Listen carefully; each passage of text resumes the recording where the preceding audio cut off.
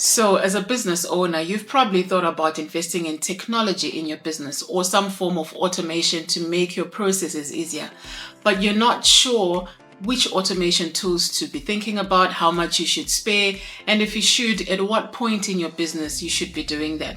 Now, obviously, if you're not automating any processes, it does leave you exposed to some risks, and that means you're spending more time or more hours on admin tasks. You need to find resources to be doing those processes or performing those tasks, and also you have compliance issues, maybe because you can't meet deadlines. What are some of the other challenges that you can encounter if you don't have any form of automation or technology? So I've mentioned those, but you can also be exposed to errors in your business. So because you have a lot of human interventions or processes that are more manual than anything, you're prone to errors, and those errors can cost you in a business because you're not making decisions based on accurate information. You're not using accurate information. And more than decision making, it can be regarding what you're reporting to important stakeholders or to the authorities. That information will be incorrect because you have human error. And that's not something that's easy to avoid because we're all human and we are likely to make mistakes. We are not machines. So that's something you can also think about when you're weighing whether you should invest in technology or not. You also have time wastage. Because you are spending so much time on admin, you cannot spend time on the things that you're supposed to be spending time on. So for example, you've got bookkeeping and accounts to be preparing.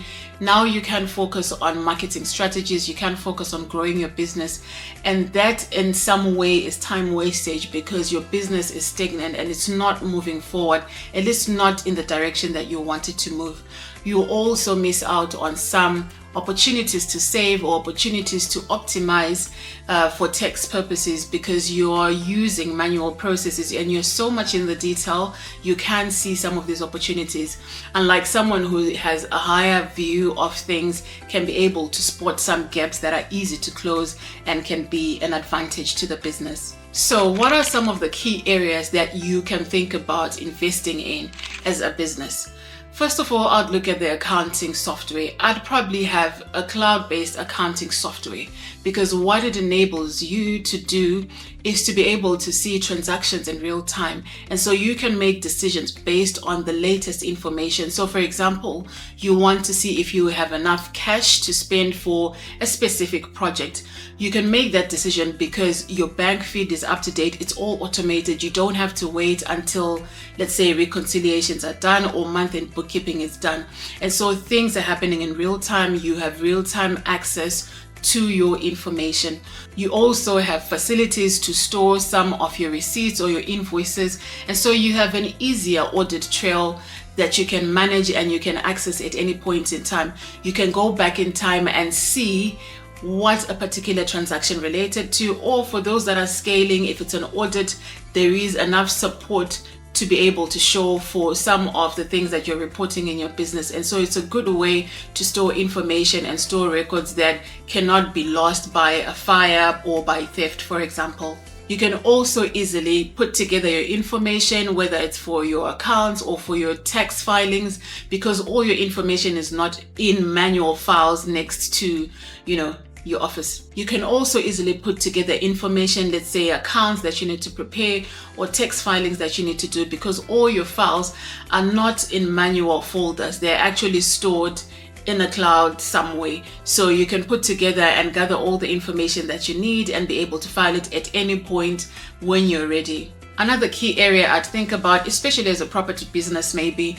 is the property management software. So this helps you track your rental income and chase the rental receipts where they're not received. So for example, you have tenants or you have clients who have tenants. Instead of sending reminders every month to say that the rent is due at this date, the system will do it for you. You can set up direct debits automatically because you have the tenant's information. You can also send reminders or send chasers if the money is not received. So that helps you track exactly where your funds are, how much has been received, and also shows you where you have potential to get more savings or get more income in your business. With such software, you can also easily communicate with your tenants. So whether it's lease agreement or increase in rents, or they can also communicate with you, for example, if they have issues on the property. So let's say they need a manager to come out and sort out the boiler or sort out something in the property. They can easily use a portal that you have access to. Instead of having to call you late at night on your personal phone, they're actually reaching you on a centralized system, and anyone can pick it up who will be able to go to the property. These kinds of software also help with compliance management. So you're looking at things like your anti-money laundering if you're an agent, for example, or maybe your HMO licensing, for example, because you know exactly what licenses are due. When they are due, you get automated reminders, and in some instances the applications or the renewals are done within the portal. So it is a key area for you to be looking into, especially if you are a property business or a property management business. Tax planning tools as well can be key, because you can easily identify areas that you can optimize for tax purposes. So it's optimization, but also just the preparation is smoother, and it will take you less time to prepare and fewer errors, if any at all. So it's an area that is quite delicate, and you should probably think about investing into. There's different software tools out there that you can use, but definitely have something that you can rely on, because the controls will also be built in, so it's less prone to human error, and you want to be filing the correct numbers to the authorities. So that's another key area for you to think about. So if you want to decide where to invest in your business in terms of technology, these are some of the things that I'd suggest you look into as an owner or as a key person making decisions for your business. 1. Identify your biggest pain points. Where are you losing a lot of time? What is taking you a lot of time to do in your business? Or where do you have a lot of errors happening or a lot of resources being demanded? So think about where you are enduring the most pain in your business. Set a realistic budget for your tools as well. Don't go above what you can afford, because that will drive you into cash flow issues. So find something that's within your budget. What is your budget? And with the budget that you're working, do you have a specific return that you're expecting from that investment? So let's say, for example, you decide to invest a certain amount into an accounting tool. Are you expecting to spend less hours in terms of admin if that's your benchmark? Or are you thinking maybe you may get specific savings or some form of analysis? You need to be thinking about what your return on that investment will be when you invest that specific amount as well. Prioritize integration. So you want a system that will integrate with the rest of the systems in your business and not a standalone system. What I've seen some owners do is get this exceptional system, whether it's for accounting or for operations, exceptional, good facilities, good functionalities, but it cannot integrate with anything else. And that means each time you have to go and generate reports that you then have to input manually into other systems. That's time consuming, and you're back to square one, where we're talking about the errors, the issues, the backlogs that happen as well, because now that process is now manual. So look for systems that you can integrate with other systems in your business.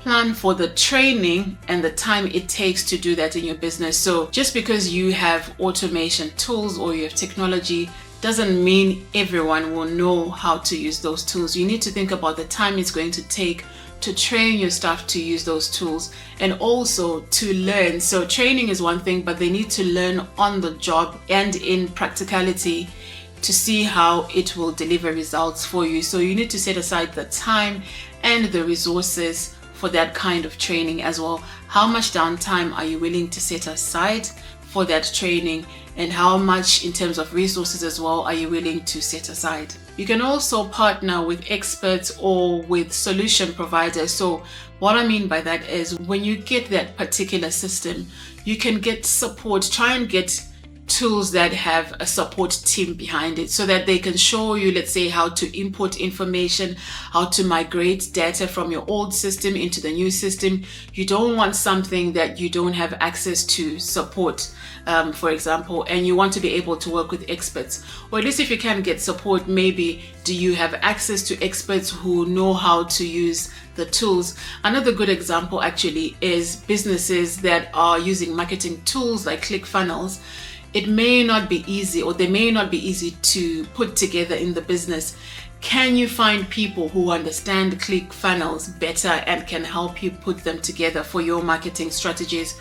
So find tools that you can easily get help with if you get stuck. Investing in technology is not just a fancy thing. It will save you a lot of trouble, a lot of time, and just help you focus on what you need to focus on in your business. You can focus on growing your business, on being more efficient, on being more tax efficient, on finding opportunities where you can save and make more effective decisions in your business. But don't go for the best thing in the market. Go for what's best for you, for your size of business, and where you can get help and support as well if you do get stuck.